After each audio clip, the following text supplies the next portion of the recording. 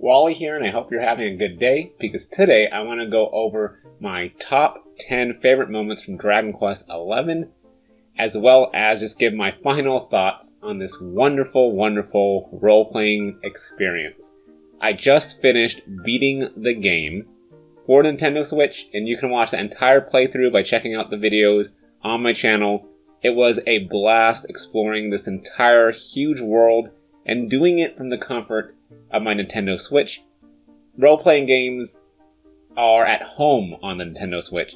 I did a lot of the grinding, I did a lot of the leveling up, I did a lot of the exploration on my handheld, and then I recorded the footage, the playthrough, connected to the television. So it was a really cool experience being able to go back and forth between it on the Nintendo Switch. Nintendo Switch's hardware and how it works is still giving all the way to this day. But without further ado, let's jump into just some of my thoughts about the game before going into a little bit more spoiler territory where I go over my top 10 favorite moments. Let's start with the graphics, and I just don't mean, the resolution or the frame rate. I mean just the detail that is inside this game is ridiculous. The grass, the characters, the animation, the clothing, facial expressions, the villages, the care to this entire world to make every place distinct is just amazing from beginning to end. I never was tired of seeing new locations, whether they were more desert-esque or it was the world tree itself, where it is very lush and green. I enjoyed seeing all of it, or even going and traversing the wide open oceans and then eventually into the sky and seeing the entire world from up above and all the land masses spanning off into the distance.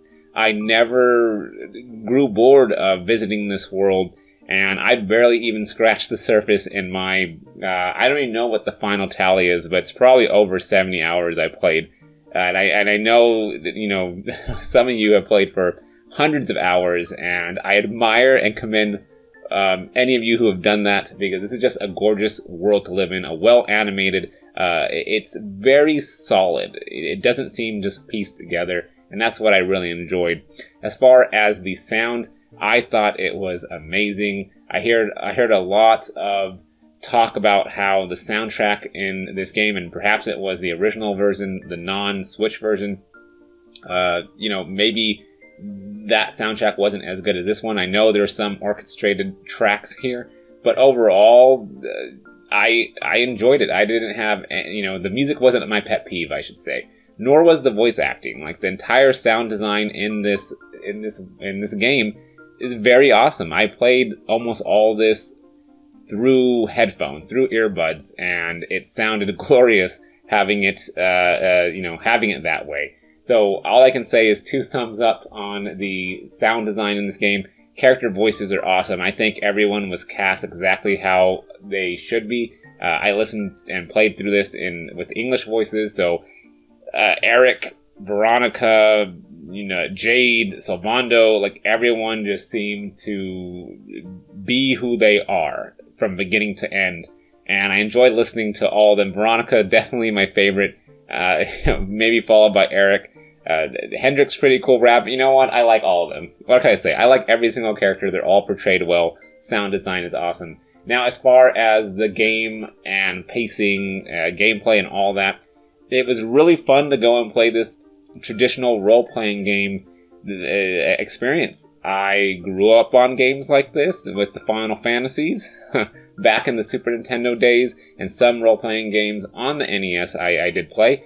And so it was really cool to just go and do battles and pick from a menu and, do abilities and spells and attacks and, try to form a really good strategy with each battle, as well as equipping characters with the best armor at any given time. All that was really, really fun for me. I enjoyed doing everything that I just listed. As far as side quests and everything, I didn't really touch on a lot of that. I was really focused on just the core story, which was very engrossing and kept me going. But I definitely want to go back and spend a lot more time, probably the 100 hours more if I can, in order to do all the other things that I missed out on. I definitely would love to replay this, maybe with some of the harder difficulty options selected, because I know I've missed some things. I know there was a lot of foreshadowing. I talked with some of you in the comments about that, and I really want to go back and replay it now that I know everything that's going on. I think I'm going to enjoy it even more the second time around, whenever I can get to this. So overall, my thoughts on Dragon Quest is that it's just Dragon Quest XI S for Switch. It's a great game, great title. I enjoyed every single second, and I'm kind of sad that I finished the story, but I am glad that there's just so much more content in it.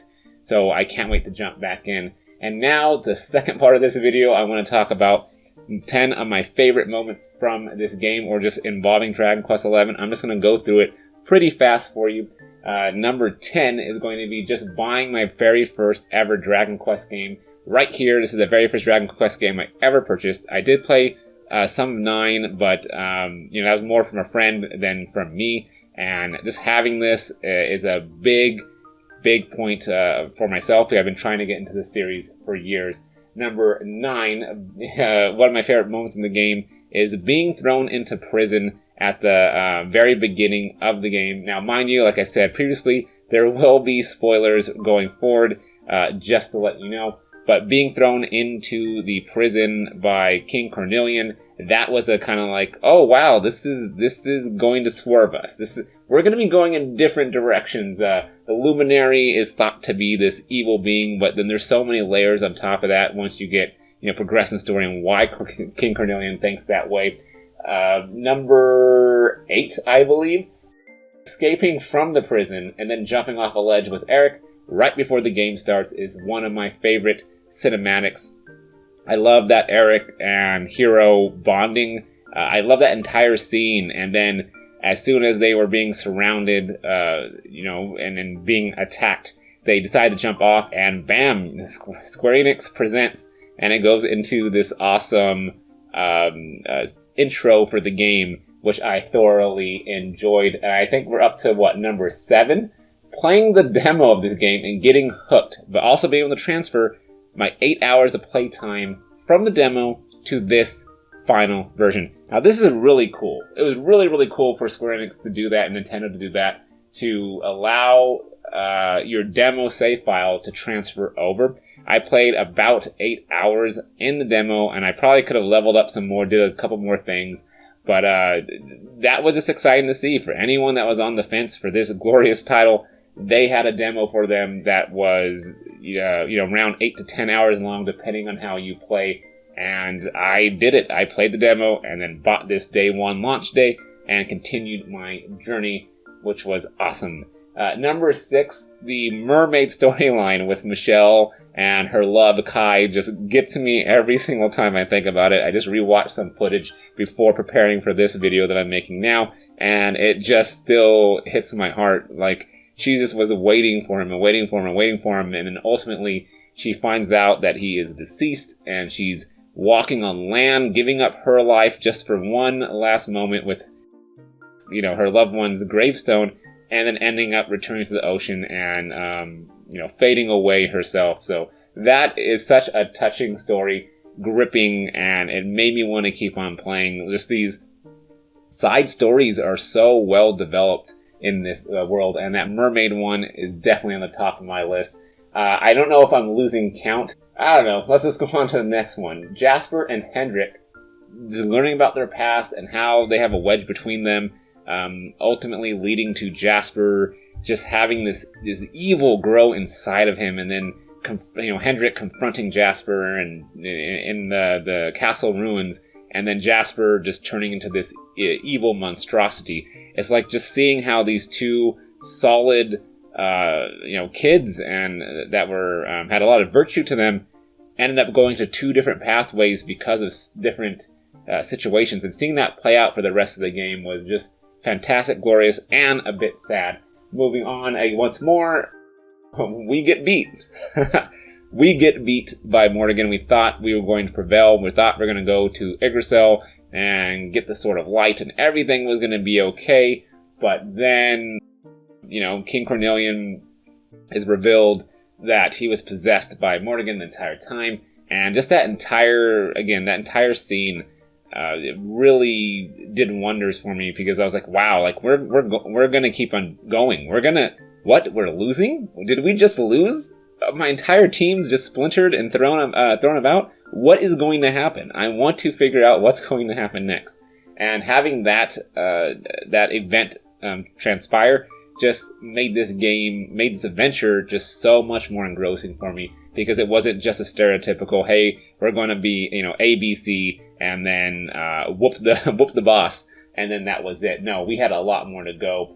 Speaking of more to go, afterwards, we got to revisit, or we got to control each of the characters by themselves, which was also fantastic to learn about, each of the characters.